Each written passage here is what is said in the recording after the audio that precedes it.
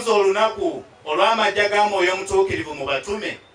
Mwoyo Omutuukirivu wajja mu batume ba Yesu ne batandika okwogera ennimi ez'enjawulo, era abantu ne batandika okuwulira mu nnimi zaabwe.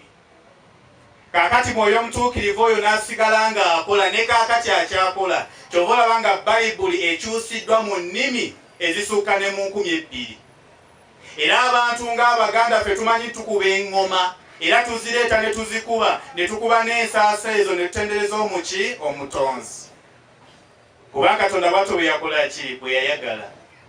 N'omukolo guno ogw'olumbe si gwa bya buwangwa kyokka kyokka. Naye wano we tutudde Omukama akola ki? Atumanyi ffenna. Ndowooza mujjukira omuyimbi omu yagenda n'ayimba n'agamba nti kwata ekisimu nga kiringa ettaffaali naye ng'Omukama akola ki?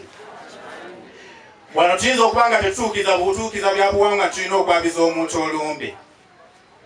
Naye ate n'olumbe lwo tulwabizza nga tugulumiza Katonda.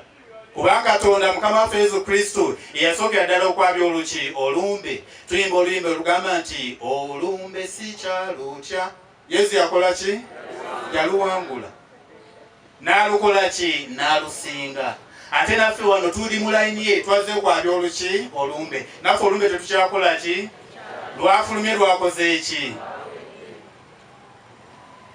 Ekitegeeza nti omukolo guno kwe tuli Omukama akola ki? Agumanyi. Download the app on App Store or Google Play Store now.